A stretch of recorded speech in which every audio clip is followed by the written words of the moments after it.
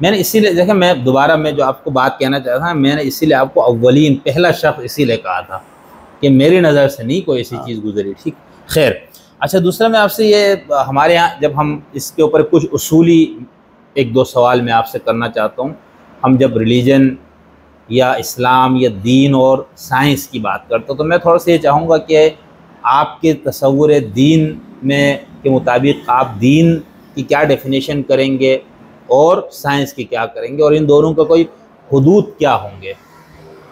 असल में कुरान और साइंस के अंदर कोई तजाद नहीं है। उनमें दीन और साइंस में कोई तजाद है नहीं है। तजाद है जाहिलों के लिए। किस में है? जोहला के लिए। अच्छा। जो न साइंस पढ़ते हैं न कुरान पढ़ते हैं। सही। और बहस करते हैं। कुरान से पहले भी यानी यूनानी फ़िलासफ़र गुजरे, उन्होंने भी कोई झकनी मारी, उन्होंने बड़े काम किए हैं।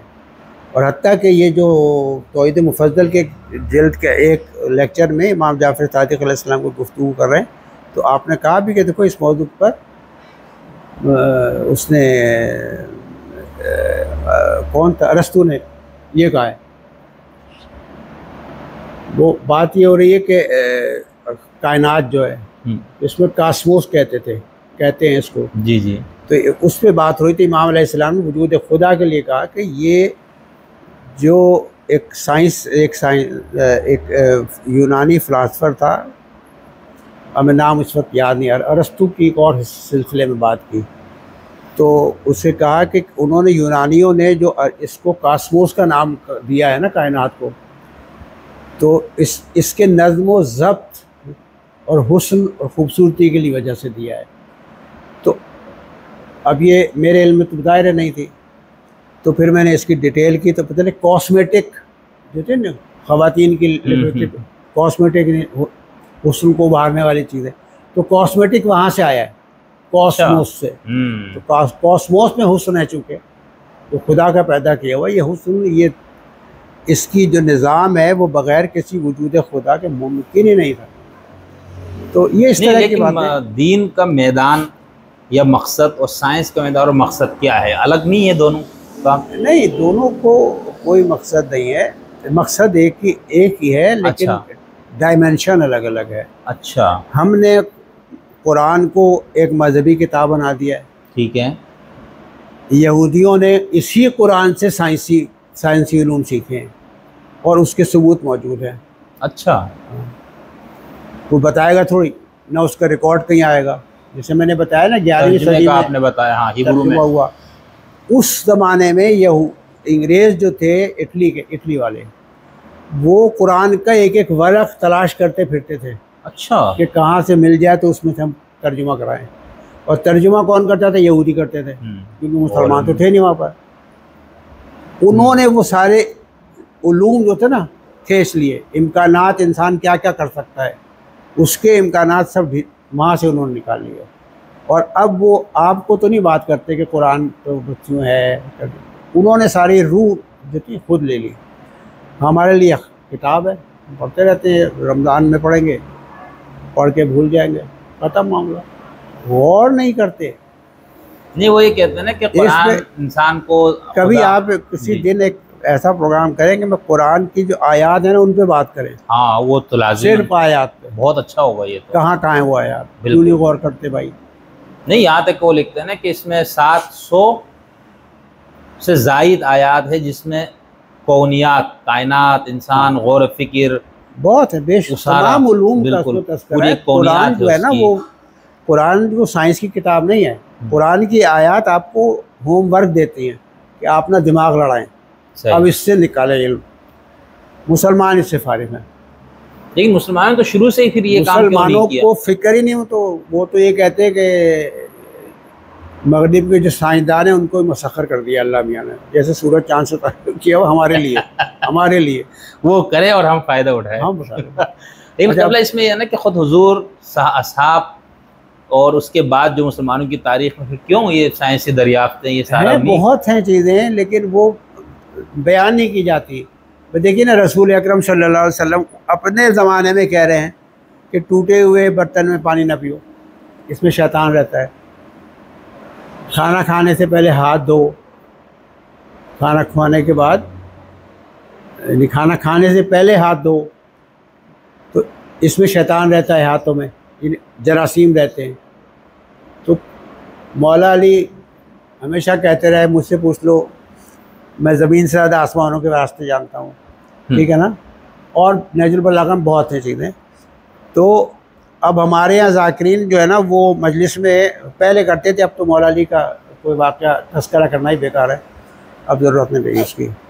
तो अब वो पहले हमारे ज़माने में जब जवानी थी तो हम सुनते थे कि वो पढ़ते थे मौलाना के मौला अली ने कहा कि मुझसे पूछ लो आसमान के रास्ते में, ज़मीन से ज़्यादा आसमानों के रास्ते में जानता हूँ।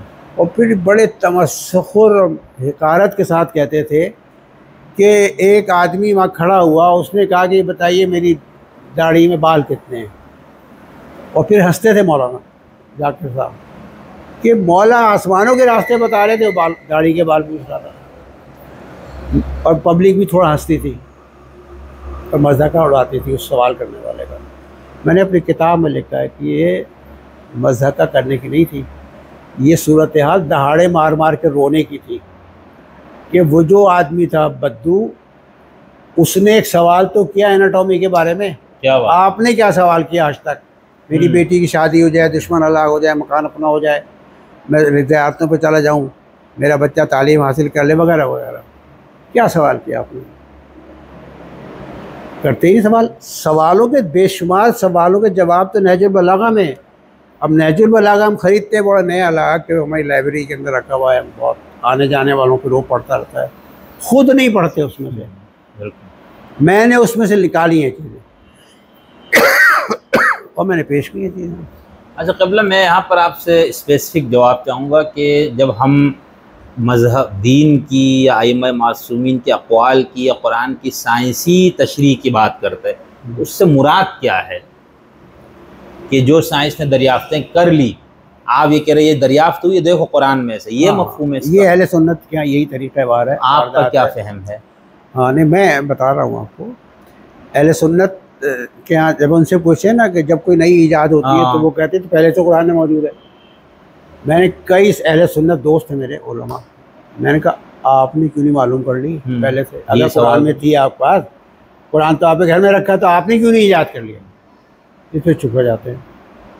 तो कुरान मतलब कुरान जो है, मैंने जैसे पहले भी कहा कि एक आयत जो है ना वो होमवर्क देती है आपको गौर और फिक्र। इसीलिए कुरान में बेशुमार कोई सूरा ऐसा नहीं जिसमें गौर और फिक्र का ना हो तज़किरा। तो साइंसी बात हमारी गुफ्तगू लंबी हो जाएगी, इसलिए मैं कोई नहीं, मैं तो आपसे इस्तिफादा यही करना चाहूँगा। अब ये है ना कि ज़मीन में चल फिर कर तो देखो, ठीक है। अच्छा, और ज़मीन पर चल फिर कर हमारे मुसलमान जो थे सयाह, उन्होंने सफ़र किए हैं, बहुत बादशाहों के दरबारों की बात की है, वहाँ जो कनीज़ें थी उनके हुस्न पे बात की है, ग़िज़ाएँ खाने इस पे बात की है ना। और एक ऐसा भी सयाह है इंग्लैंड का जिसका नाम है मार्कोलो, नहीं वो मेरा कुछ हाफ़ज़ा ऐसा हो गया, वो जिसने इसमें तो इस पे नज़रिया इर्तिक़ा पेश किया। डार्विन कॉलेज में पढ़ता था, तो उसने एक सयाह, एक जहाज़ वाले ने, जहाज़ के मालिक ने कहा कि मैं सफ़र पे जा रहा हूँ, तुम चलो, तो मेरे साथ चलो।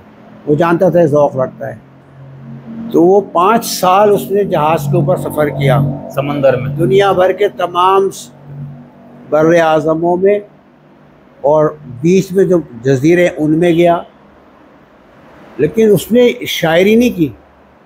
उसने हर जगह जहाँ गया वहाँ देखा कि वहाँ इस तरह एक परिंदा है, उसकी चोंच कैसी है, पर कैसे हैं, पंजे कैसे हैं, वहीं जो मदफून है, मतलब परिंदे या चीज़ें उनकी खुदाई की तो वो कैसे थे। फिर दूसरे से जजीरे के अंदर वही उसी नस्ल की चिड़िया कहाँ थी। तो उसने एक किताब लिखी इसी के ऊपर, अपनी पूरी किताब लिखी। जी जी, वो असल अनवा उर्दू तर्जुमा उसका, हाँ, जिसको कहते हैं ना वो स्पेशीज़, तो वो किताब लिखी पूरी। जी जी। तो इमाम जाफ़र सादिक़ अलैहिस्सलाम ने जब ये तौहीद मुफज़्ज़ली में है कि आपने नेचर के बारे में गुफ्तगू की है, और मुफज़्ज़ल इब्न उमर ने इमाम जाफ़र सादिक़ अलैहिस्सलाम से सवाल किया कि कुछ लोग ये कहते हैं कि मखलूक़ात के आज़ा वैसे बन जाते हैं जैसे उनकी ज़रूरत होती है, जैसी कि उनको ज़रूरत होती है। सही सही सही। तो मैंने अपनी किताब DNA वाली किताब में लिखा है कि ये जो नज़रिया था ये चार्ल्स डार्विन के पैदा होने से 1000 साल पहले भी मौजूद था दुनिया में। तभी तो मुफज़्ज़ल इब्न उमर ने इमाम जाफ़र सादिक़ से सवाल किया कि मखलूक़ात वैसे आज़ा वैसे बन जाते हैं जैसे उनकी ज़रूरत होती है। तो उसने भी, चार्ल्स डार्विन ने यही लिखा है कि चिड़िया जो है जब वो खाती थी बाजरा तो उसकी चोंच छोटी है, जो गोश्त खाती है वो मुड़ी हुई है, जो मोटा दाना खाती है उसकी चोंच मोटी हो गई है। तो उसने नेचुरल सिलेक्शन ऑफ स्पीशीज़ किताब है उसकी, तो उसने पूरी लिखी। तो मैंने ये लिखा है कि मैंने कहा चार्ल्स डार्विन का ये नज़रिया नहीं था, तो उससे पहले 1000 साल पहले मौजूद था। लेकिन उसने इमाम जाफ़र, वो जो इस नज़रिया इमाम के साथ पेश किया, उसके मशाहिदाती सबूत पेश किए 5 साल के अंदर। ज़मीन पे चल फिर कर देखा, वो सिर्फ सयाही करके नहीं आ गया। फसीह फिल अर्ज़ का असल जो असल मकसद था। लेकिन क़िबला में यही कह रहा हूँ ना कि चलो हम शिया मुहद्दिसीन, शिया शारिहीन हदीस, शिया फ़ुक़हा जो ये हदीसें पढ़ते हैं, उनमें से किसी ने भी नहीं किया तो क्यों? नहीं पढ़ते ना, अब ये तो अफसोस है ना, वो साइंस को दुश्मन समझते हैं अपना। नहीं, आप उन हदीसों को पढ़ के आप साइंस को दरियाफ्त कर लेते हैं ना। क्यों करते? गौर व फिक्र चाहिए, दिमाग चाहिए, दिमाग उसका काम है ये। तो इमाम जाफ़र सादिक़ अलैहिस्सलाम ने नेचर के बारे में जो कुछ बताया ना, कि जब उसने कहा ना कि मखलूक़ात के आज़ा वैसे बन जाते हैं जैसे उनकी ज़रूरत है, तो फिर इमाम जाफ़र सादिक़ ने कहा कि उन लोगों से ये पूछो कि जिसको वो कह रहे हैं ना फितरत, जिसे आजकल नेचर कहा जाता है, तो इमाम ने कहा कि अच्छी बात है, वो कम से कम किसी खालिक के मान तो गए। चले वो नेचर को मान रहे हैं, हम खुदा कह रहे हैं, उसको नेचर कह रहे हैं, लेकिन सवाल ये है कि नेचर क्या है। इस पर इमाम जाफ़र सादिक़ अलैहिस्सलाम ने काफ़ी बात की है, वो इस किताबों में मौजूद है। ये सब साइंसी मौज़ूआत हैं उस ज़माने के, यानी 1250 साल पहले। साइंस तो 400 साल 500 साल पहले है।